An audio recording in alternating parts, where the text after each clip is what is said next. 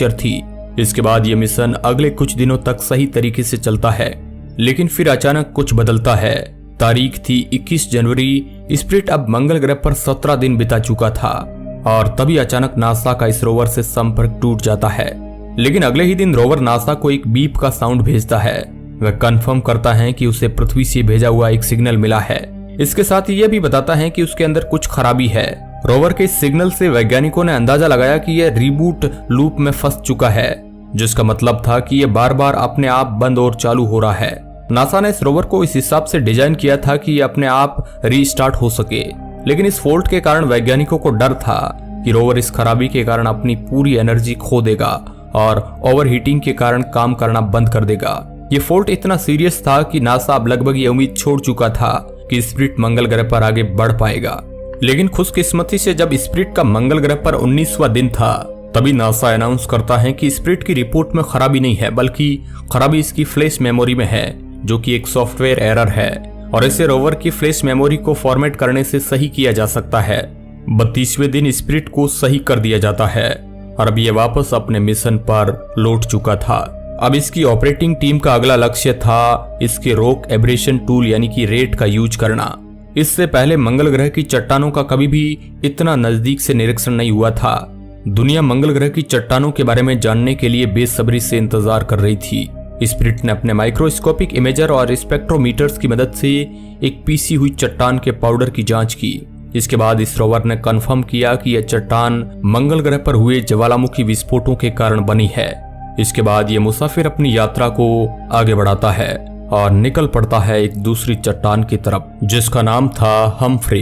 5 मार्च को इस चट्टान की पूरी इन्वेस्टिगेशन करने के बाद नासा घोषणा करता है कि स्पिरिट ने मंगल ग्रह पर पानी के निशान ढूंढ लिए हैं। यह चट्टान ऐसे मिनरल से बनी थी जो आमतौर पर पानी के बहाव वाली जगह पर पाए जाते हैं। अब यहाँ से स्पिरिट अपनी अगली लोकेशन की तरफ बढ़ जाता है, जिसका नाम था बोनविले क्रेटर। यहाँ पहुंचने के बाद इस रोवर ने सबसे पहले यह पैनोरामा कैप्चर किया। नासा की टीम ने तय किया कि रोवर को इस क्रेटर में नहीं भेजा जाएगा, क्योंकि उन्हें यहाँ पर कुछ भी ऐसा नहीं दिखा जिस पर वह रिसर्च कर सके। अब रोवर यहाँ से आगे निकल जाता है और कोलंबिया हिल्स की तरफ बढ़ने लगता है। स्पिरिट को रास्ते में एक और क्रेटर मिलता है और वह वहां पर रुककर कुछ इस तरह का पैनोरामा कैप्चर करता है। अब स्पिरिट यहाँ से भी आगे बढ़ जाता है और आगे बढ़ते हुए उसे लोहांटन क्रेटर मिलता है। रोवर यहाँ से एक पैनोरामा खींचता है। यहाँ से कुछ ही दूरी पर कोलंबिया हिल्स को भी देखा जा सकता है। कोलंबिया हिल्स तक पहुंचने तक स्पिरिट 2004 के अंत तक कई सारी चट्टानों के सैंपल ले चुका था। इसी दौरान स्पिरिट अपने कदमों की इमेज कैप्चर करता है। इस इमेज में वैज्ञानिक देखते हैं कि रोवर का एक व्हील जमीन पर कुछ ज्यादा ही घसीट कर चल रहा था। यह अभी भी काम कर रहा था, लेकिन उस तरह से काम नहीं कर रहा था जैसे उसे करना चाहिए। अब वैज्ञानिकों की टीम रोवर को इंस्ट्रक्शन देती है कि वह हस्बैंड हिल की चोटी तक पहुंचे। ये लेरिच लुक आउट साइट से कैप्चर किया, जिसमें हस्बैंड हिल की सबसे ऊपरी चोटी को देखा जा सकता है। अपनी शिखर की यात्रा के दौरान spirit pot of gold rock नाम की एक चट्टान का फोटो कैप्चर करता है, जो वैज्ञानिकों के लिए थोड़ी हैरान कर देने वाली इमेज थी। ये मुसाफिर इस चट्टान की करीब से इन्वेस्टिगेशन करता है और देखता है कि मंगल ग्रह पर हेमेटाइट की मौजूदगी है, जो इस ओर इशारा करती है कि मंगल ग्रह पर कभी पानी की मौजूदगी रही होगी।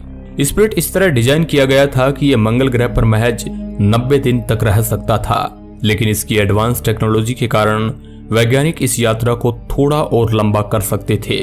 मंगल की धूल भरी आंधी के कारण अब इसके सोलर पैनल ढक चुके थे और इसका पावर लेवल इसके मैक्सिमम पावर लेवल से 63% तक पहुंच गया। लेकिन ये अभी इतना पर्याप्त था कि रोवर मंगल ग्रह को और एक्सप्लोर कर सके। लेकिन तभी अचानक मार्च 2005 में रोवर के साथ कुछ ऐसा होता है जो वैज्ञानिकों के लिए हैरान कर देने वाला था। हवा का एक बड़ा सा झोंका स्पिरिट के सोलर पैनल पर लगी धूल को हटा देता है, जिसके कारण इसका बैटरी लेवल 93% तक पहुंच जाता है, जो इसके सही तरीके से काम करने के लिए पर्याप्त था। ठीक इस झोंके के 3 दिन बाद स्पिरिट एक और हवा के झोंके को कैप्चर करता है, जो कुछ इस तरह था। धीरे धीरे लेकिन सुरक्षित रूप से स्पिरिट हस्बैंड हिल की चोटी पर पहुंच जाता है। चोटी पर पहुंचते ही इसने सबसे पहले दक्षिण की तरफ यह हैरान कर देने वाली फोटो क्लिक की। अब रोवर की अगली लोकेशन थी होम प्लेट। वैज्ञानिक रोवर को होम प्लेट की ओर जाने के इंस्ट्रक्शन देते हैं। यह पैनोरामा स्पिरिट ने हस्बैंड हिल से नीचे उतरते समय कैप्चर किया। रास्ते में रोवर कोमांचे नाम की चट्टानी आकृतियों के पास रुकता है।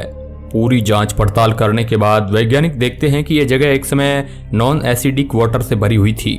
रोवर की यह इन्वेस्टिगेशन उस धारणा को पूरी तरह गलत साबित करती है जिसके अनुसार मंगल ग्रह पर जीवन के लिए अनुकूल पानी उपलब्ध नहीं था।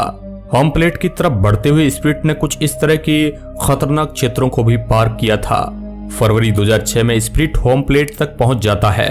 मंगल की गर्मियों के मौसम में वैज्ञानिकों की टीम रोवर को सर्दियों के लिए तैयार करने में जुट जाती है। सर्दियों के मौसम में रोवर के सोलर पैनल इतनी सनलाइट नहीं रिसीव कर पाते जितनी उसे जरूरी थी। टीम ने तय किया कि रोवर को मुकुल हिल नाम की पहाड़ी की चोटी तक पहुंचाना होगा जिससे रोवर तक पर्याप्त सनलाइट पहुंच सके। मार्च 2006 तक स्पिरिट के आगे की व्हील्स एक साथ काम करना बंद कर चुकी थी।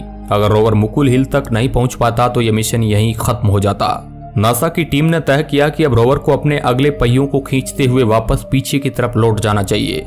ये पिक्चर रोवर ने मुकुल हिल से वापस पीछे की ओर आते हुए कैप्चर की। सर्दियां नजदीक आ रही थी और वैज्ञानिकों को अब भी नहीं पता था कि स्पिरिट तय समय पर सही जगह पहुंच